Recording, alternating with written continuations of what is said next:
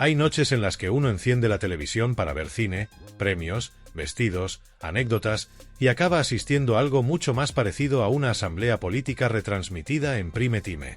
Eso es, para muchos espectadores, en lo que se han convertido los premios Goya. Una mezcla de alfombra roja, reivindicación selectiva y discurso ideológico donde lo que se dice, y sobre todo lo que no se dice, termina siendo casi más importante que las estatuillas. La gala arrancó con ese ambiente que ya se ha vuelto habitual.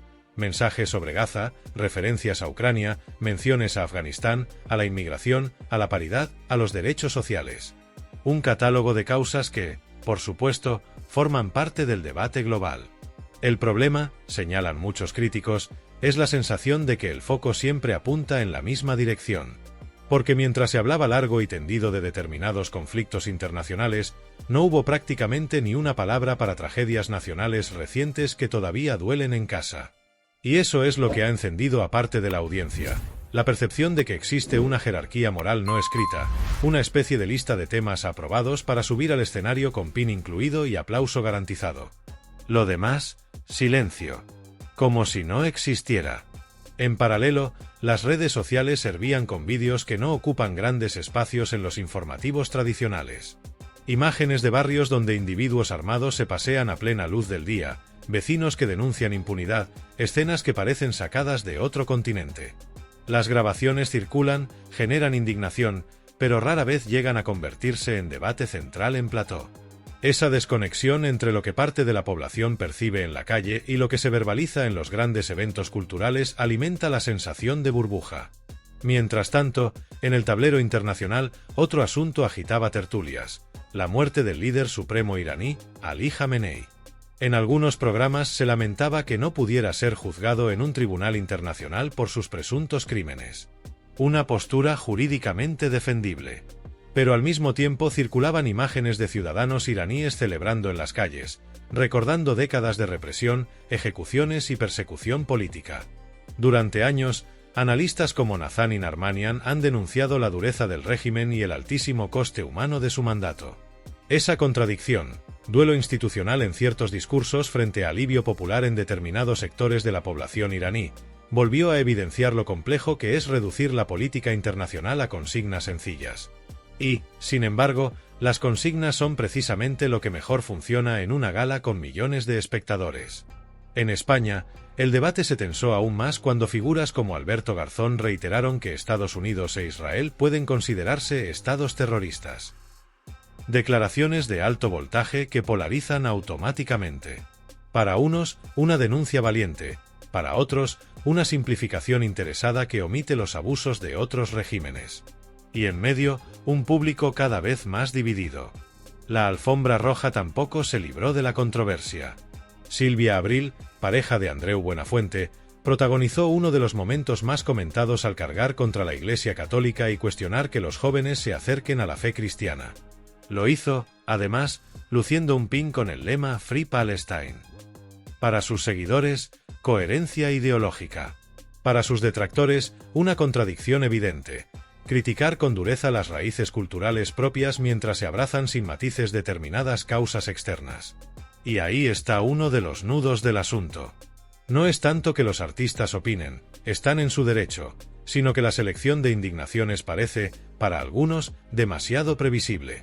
Se reivindica lo que encaja con la sensibilidad dominante en la industria y se esquiva lo que puede resultar incómodo o romper la armonía del aplauso colectivo. Varios actores defendieron que el cine siempre ha sido un espejo de la realidad y que una gala no puede vivir de espaldas a lo que ocurre en el mundo. Tienen razón en parte. El séptimo arte históricamente ha retratado guerras, injusticias y conflictos sociales. La cuestión es si ese espejo refleja todo el paisaje o solo una parte cuidadosamente elegida. Además, sobrevuela otro debate menos romántico y más terrenal, el de la financiación. El cine español depende en gran medida de ayudas públicas. Y cuando una industria vive apoyada en recursos del Estado, inevitablemente surge la sospecha de que ciertos discursos ayudan a mantener sintonía con el poder político de turno. Es una sospecha que muchos dentro del sector rechazan con indignación, pero que fuera del mismo se escucha cada vez con más frecuencia. Al final, Lo que quedó tras la gala no fueron solo premios y discursos emotivos, sino una pregunta que se repite año tras año. ¿Son los Goya una fiesta del cine o un escaparate ideológico? Probablemente ambas cosas.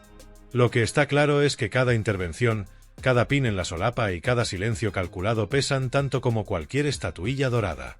Y el público, cada vez más atento y más crítico, ya no solo mira las películas, analiza también el guión político que se escribe fuera de la pantalla. La conversación pública está que arde. Y no es para menos. Entre guerras, declaraciones incendiarias y decisiones políticas que parecen sacadas de otra época, hay una sensación creciente de que el tablero internacional se está tensando demasiado. Algunos analistas hablan abiertamente de una potencia con vocación claramente imperial que está moviendo ficha en varios frentes al mismo tiempo, mientras Europa adopta un papel más bien contemplativo, cuando no directamente ambiguo. En el foco está el respaldo a Israel en la ofensiva sobre Gaza, calificada por sus críticos como masacre o incluso genocidio. Pero la cosa no se queda ahí. Se menciona también la presión sobre Venezuela, episodios que algunos describen como injerencias intolerables en un país soberano, movimientos contra Irán y hasta declaraciones sobre Groenlandia que suenan a expansionismo del siglo pasado. Para quienes sostienen esta tesis, el mundo se está deslizando peligrosamente hacia un escenario de bloques enfrentados. Y cuando las potencias se mueven así, la historia demuestra que las consecuencias rara vez son pequeñas. En medio de todo esto, el debate se traslada a casa. Figuras públicas del ámbito cultural han salido a condenar lo que consideran una nueva atrocidad protagonizada por Estados Unidos e Israel. Algunos aseguran que no compartirían ni una cena informal con líderes que no respeten los derechos humanos básicos. Que sí, que dialogarían si fuese necesario, que confrontarían políticamente, pero que jamás normalizarían determinadas decisiones militares. El mensaje es rotundo: atacar Irán es inaceptable. Ahora bien, la otra cara del relato también existe. Porque mientras unos denuncian la intervención exterior, otros recuerdan que el régimen iraní lleva décadas acusado de reprimir brutalmente a su propia población. Ejecuciones, persecución de mujeres por cuestiones de vestimenta, encarcelamientos de disidentes, la lista es larga. Y ahí es donde el discurso se vuelve incómodo. ¿Es posible condenar una intervención sin obviar lo que ocurre dentro del país afectado?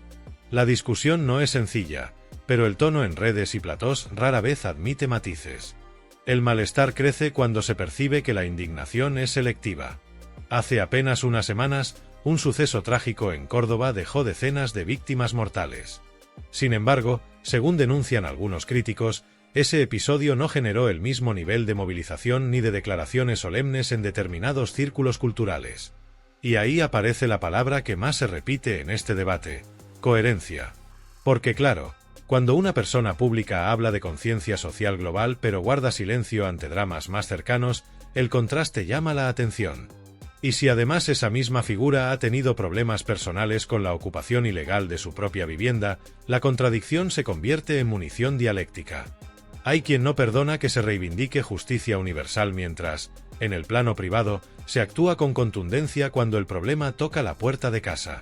Y hablando de ocupación, hay historias que ponen los pelos de punta. La de Arsenio, por ejemplo. Más de 80 años, esposa enferma y una deuda acumulada de más de 7.000 euros por parte del inquilino que ocupa su vivienda. Él, mientras tanto, pagando alrededor de 200 euros por una habitación compartida. Ni siquiera puede usar con normalidad una lavadora y termina llevando la ropa a una lavandería. Todo esto mientras su casa, la de toda la vida, sigue en manos de otra persona. Según su testimonio, todo se torció cuando comunicó formalmente que necesitaba recuperar la vivienda. El ocupante se negó a firmar la notificación alegando que eso implicaba marcharse. La tensión fue escalando hasta incluir amenazas verbales graves. En algún momento, la situación requirió presencia policial. Y hoy, Arsenio sigue esperando una solución judicial que le permita volver a su hogar. Este tipo de casos alimentan la sensación de abandono en una parte de la población. ¿Por qué esto no ocupa titulares durante días?, se preguntan muchos. ¿Por qué no vemos discursos emocionados en grandes galas hablando de estos ancianos que pierden su casa? La comparación con conflictos internacionales es constante, aunque las dimensiones sean distintas. La clave no está en medir qué tragedia es mayor, sino en entender por qué unas generan movilización simbólica inmediata y otras apenas ruido. El debate también alcanza a la financiación de determinados eventos culturales. Cuando hay patrocinio privado, la crítica es menor. Pero cuando entran en juego recursos públicos, instituciones autonómicas, medios estatales, surge la pregunta inevitable: ¿debe el contribuyente sostener actos donde se percibe un mensaje ideológico concreto? Es una cuestión incómoda que reaparece cada año. En el fondo, más allá de nombres propios y declaraciones altisonantes, lo que subyace es un clima de desconfianza. Una parte de la ciudadanía siente que el discurso oficial y el cultural no siempre conectan con sus preocupaciones reales. Que mientras se debate sobre geopolítica a miles de kilómetros, hay problemas domésticos, seguridad, vivienda, justicia, que reclaman atención urgente. Y así estamos, con el mundo en tensión, con las redes echando humo y con una sociedad cada vez más polarizada. Unos hablan de imperialismo desatado y riesgo de conflicto global. Otros responden que no se puede blanquear regímenes autoritarios bajo el pretexto de criticar a Occidente. Entre medias, ciudadanos como Arsenio intentan simplemente recuperar su casa.